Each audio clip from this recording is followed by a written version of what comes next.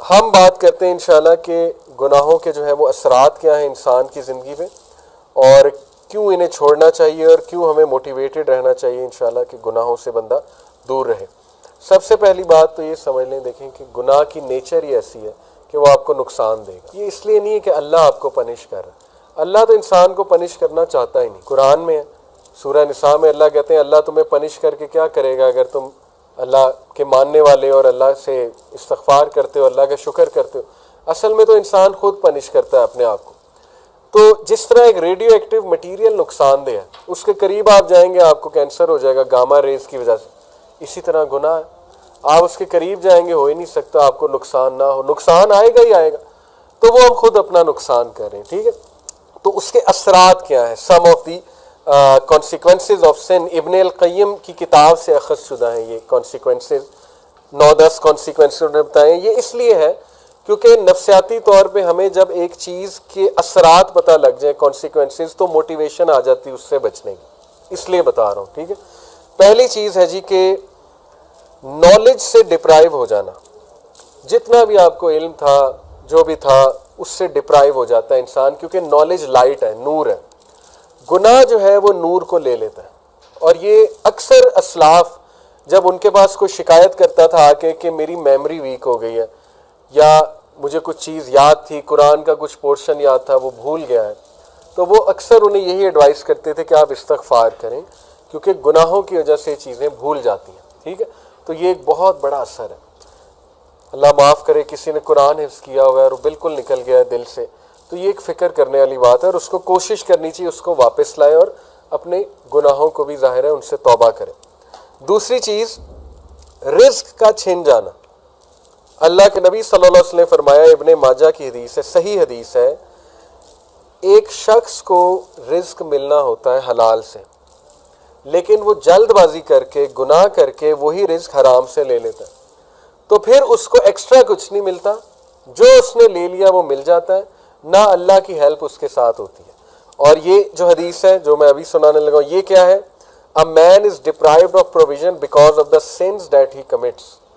انسان کو رزق سے ڈپرائیو کر دیا جاتا ہے اس کے گناہوں کی وجہ سے۔ اب یہاں پہ ہو سکتا ہے آپ کے ذہن میں سوال ہے کہ نہیں یار فلانا اتنے گناہ کرتا ہے، وہ تو موجیں کر رہا ہے، ٹھیک ہے، اس نے تو پلاٹ بنا لیے، یہ کر لیا وہ کر لیا۔ تو دیکھیں رزق 4 طرح کا ہوتا ہے، financial wealth, emotional wealth, social wealth, time wealth. ہو سکتا ہے اس کے پاس فائنینشیل ویلتھ ہو لیکن نہ ایموشنل ویلتھ ہو۔ ایموشنل ویلتھ کیا ہے؟ ذہنی سکون، وہ بھی رزق ہے، غنا، ٹھیک ہے، دل میں ایک سیٹسفیکشن۔ اسی طرح ایموشنل ویلتھ میں ہے جذبات پہ کنٹرول، اینگر مینجمنٹ اچھی، اخلاق اچھا، یہ ایموشنل ویلتھ ہے۔ ہو سکتا ہے وہ بندہ اس سے محروم ہو، آپ نے کئی لوگ دیکھے ہیں کچھ بھی نہیں کھانے کو لیکن ذہنی سکون ہے اللہ کی طرف سے، اولاد دی اللہ نے، اولاد پل بھی رہی ہے ماشاءاللہ، اور نیک اولاد ہے، ٹھیک ہے، سب کچھ ہے، تو کیا یہ رزق نہیں ہے؟ بالکل ہے۔ سوشل ویلتھ اسی کو کہتے ہیں کہ آپ کی اولاد اچھی ہے، آپ کی بیوی اچھی ہے، آپ کا جو ہے وہ گھر والے اچھے ہیں، آپ کے ساتھ لائل لوگ جمع ہو گئے، تو وہ بھی رزق ہے۔ ٹائم ویلتھ، ٹائم میں برکت، آپ کے کام جلدی ہو جاتے ہیں، ٹھیک ہے، آپ کرتے ہی وہ ہیں جو اللہ سبحانہ و تعالیٰ کو پسند ہے، یہ ٹائم میں برکت ہے۔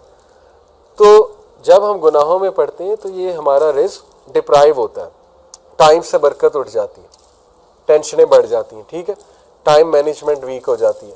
نمبر 2، آپ دیکھیں نا گناہوں میں وقت کتنا ضائع ہوتا ہے، اللہ معاف کرے اگر ایک گناہ عادت بن چکی ہے، 4 گھنٹے 3 گھنٹے لوگ اس میں پڑے رہتے ہیں، ٹھیک ہے، اور وہ ضائع ہو رہا ہے وقت۔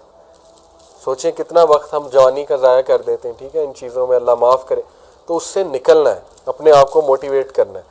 پھر آپ دیکھیں سوشل ویلتھ، ہمارے ساتھ لوگ ہی ایسے آ جائیں جو ہمیں کھانے کو تیار ہیں اور بس ان کی نظر ہماری دولت پہ ہو، تو پھر یہ کون سا رزق ہے؟ اس کا مطلب ڈپرائیو ہو رہا ہے اور گناہوں کی وجہ سے۔ پھر آپ دیکھیں ایموشنل ویلتھ، ذہنی سکون ہے ہی نہیں، ہر وقت ٹینشن ہے، ہر وقت سٹریس ہے، ہر وقت پریشانی ہے، ہر وقت منہ پہ شکایت ہے، تو اس کا مطلب گناہوں کے اثرات آ تو رہے ہیں۔ تو اس لیے گناہوں کے اثرات رزق کی تنگی سے آتے ہیں، ٹھیک ہے۔ رزق کبھی اللہ بڑھا کے دیتا ہے، کبھی گھٹا کے دیتا ہے، اوور آل رزق تو لکھا ہوا ہے، لیکن یہ اللہ کی ڈسٹریبیوشن ہے، اللہ اپنے بندوں کو چیک کرنے کے لیے کبھی زیادہ دے دیتا ہے اس کوانٹیٹی میں سے، کبھی کم کر دیتا ہے، جب وہ دوبارہ استغفار کرتے ہیں پھر بڑھا دیتا ہے، ٹھیک ہے۔ یہ اللہ بادشاہ ہے، اللہ جیسے چاہے کر سکتا ہے۔ नंबर 3, अल्लाह और बंदे में एक ला ताल्लुकी, सेंस ऑफ एलिनेशन, जो बहुत बड़ी पनिशमेंट है, अल्लाह माफ। बल्कि सबसे सीरियस बात है ये, जब आप अल्लाह से दूर हो जाएं और एक डिस्टेंस फील करें और एलोन फील करें। दुनिया की सबसे बड़ी लोनलीनेस, सबसे बड़ी तन्हाई अल्लाह से दूरी, ठीक है। तो गुनाह उस डिस्टेंस को इंक्रीज करते हैं। क्योंकि देखें ना, इंसान अल्लाह माफ़ करे अब गुनाहों में होता है तो अल्लाह, ज़ाहिर है फरिश्ते उसके इर्द गिर्द नहीं होते, फरिश्ते भी उठ जाते हैं उस जगह से, रहमत नहीं होती अल्लाह की, लेकिन उम्मीद होती है, उम्मीद बहुत है। अल्लाह गुनाहगारों को ही माफ़ करते हैं, ऑब्वियस सी बात है। अल्लाह ज़रूर होते हैं, बंदे की तरफ मोहब्बत से देख भी रहे होते हैं, चाहते हैं बंदा निकल आए और बंदा जो है मुझसे दुआ करे, मुझे पुकारे, लेकिन गुनाहों की वजह से आहिस्ता आहिस्ता ये रिलेशन वीक होता जाता है। वीकनेस यहाँ तक आ जाती है कि एक बंदा ना मायूस हो जाता है, कहता है यार क्या अल्लाह से मदद मांगूं, मैं तो बहुत ही एक्स्ट्रा कर चुका हूँ काम, इसराफ कर चुका हूँ गुनाहों के, अब क्या मैंने अल्लाह से बात करनी, ठीक है। तो फिर बंदा गिव अप कर देता है, गिव अप करके वो मज़ीद गुनाहों की तरफ चला जाता है। इसलिए इस डिस्टेंस को कम करने के लिए इस्तग़फ़ार करना, गुनाहों से तौबा करना, गुनाहों को छोड़ना, ताकि आप अल्लाह के करीब आ जाएं और उस रिलेशन को एंजॉय करें।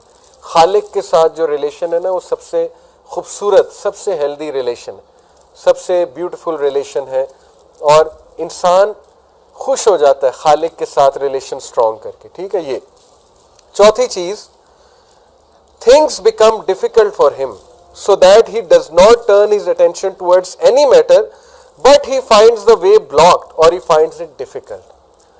काम मुश्किल होना शुरू हो जाते हैं गुनाहों की वजह से। मैंने जैसे कहा रिस्क में तंगी आ जाती, इस तरह कामों में भी मुश्किलात आना शुरू हो जाती हैं।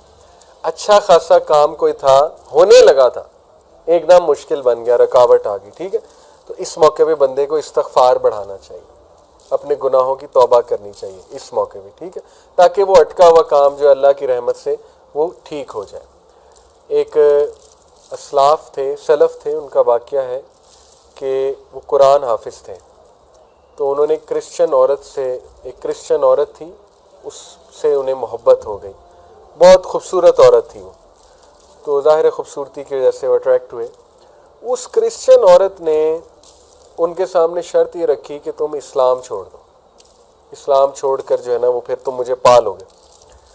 तो वो जो सलफ़ थे उन्होंने बात मान ली, अल्लाह माफ़ करे, ही left Islam for the sake of women, उससे इम्प्रेस हो गए। और फिर जो है वो एक बार कहीं से गुज़र रहे थे तो कुरान की जो है ना वो ये आयत उनके सामने आई, सूरह हज की, कि लोगों में से कुछ ऐसे हैं जो एज पे खड़े हुए हैं, जब तक उन्हें अच्छाई आ रही है वो अल्लाह की तरफ है, और जब उन्हें कोई मुश्किल आती है तो वो इस्लाम से चले जाते हैं।